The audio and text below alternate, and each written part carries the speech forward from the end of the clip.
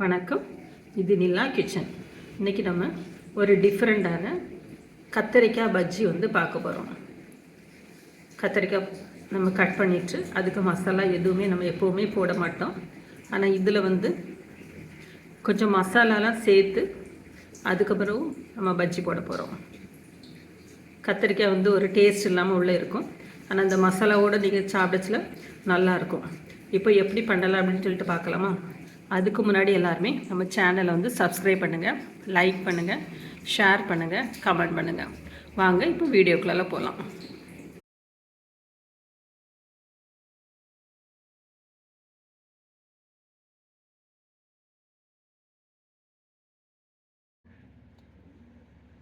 இதே போல் ஒரு கத்தரிக்காய் எடுத்துக்கிடுவோம். இதை இப்போ சின்ன சின்னதாக ஸ்லைஸ் பண்ணி எடுத்துக்கிடுவோம். இந்த அளவுக்கு தின்னாக ஸ்லைஸ் பண்ணி எல்லாமே எடுத்துருவோம். ஒரு மசாலா ரெடி பண்ணிடலாம். 1/2 டீஸ்பூன் அளவுக்கு தனியா பொடி,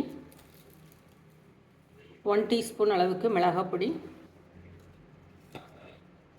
1/4 டீஸ்பூன் அளவுக்கு மஞ்சள் பொடி, டேஸ்ட்டுக்கு உப்பு.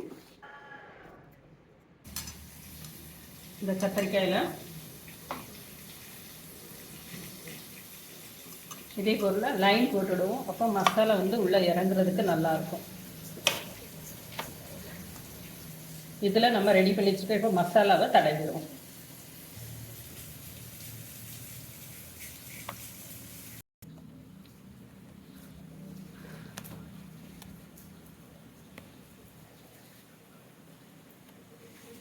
கத்தரிக்காய்க்கு நல்ல மசாலா தடவி மேக்னேட் பண்ணி ஒரு 10 நிமிஷம் வைப்போம். அதுக்கு தேவையான மாவு ரெடி பண்ணி எடுத்துடலாம். 1 கப் அளவுக்கு கடலை மாவு, அதுக்கு 2 டேபிள் ஸ்பூன் அளவுக்கு அரிசி மாவு, ஒரு 1/2 டீஸ்பூன் அளவுக்கு பெருங்காய பொடி,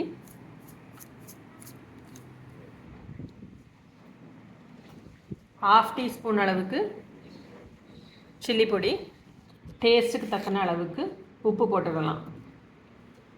ஒரு 1/2 டீஸ்பூன் அளவுக்கு உப்பு போடுறேன். நல்ல தண்ணி சேர்த்து ஸ்மூத்தான பேட்டராட்டு கலந்து எடுத்துடலாம். பேட்ரு இந்த அளவுக்கு திக்காக இருக்கட்டும். ரொம்ப தண்ணியாக இருந்தாலும் நல்லா இருக்காது. நம்ம இப்படி கட் பண்ணி எடுக்கிறதுனால மசாலா உள்ளே நல்லா ஏறி இருக்கும். அதனால் நம்ம மாவு அவுட்ரு மாவுக்கு உப்பு காரம்லாம் கொஞ்சம் குறைச்சி போடணும். நார்மலாக நம்ம போடுறத விட கம்மியாக போடலாம். இதில் என்ன பாதி நம்ம சேர்த்துறோம்.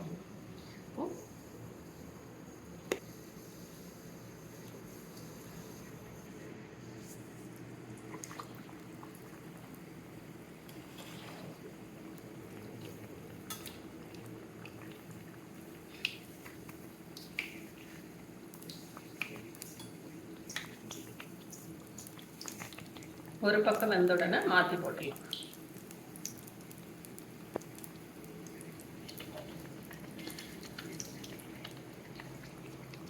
இதே போல் நீங்களும் செஞ்சு பாருங்கள். செஞ்சு பார்த்துட்டு எப்படி இருக்குன்னு சொல்லிட்டு ஃபீட்பேக் கொடுங்க. இப்போ 2 பக்கமும் வெந்துச்சு. இப்போ இதை எடுத்துடலாம். சூடான பஜ்ஜி ரெடி ஆயிடுச்சு, கத்தரிக்காய் பஜ்ஜி. இதே மாதிரி நீங்களும் செஞ்சு பாருங்கள். செஞ்சு பார்த்துட்டு எப்படி இருக்குன்னு சொல்லிட்டு ஃபீட்பேக் கொடுங்க. தேங்க்யூ.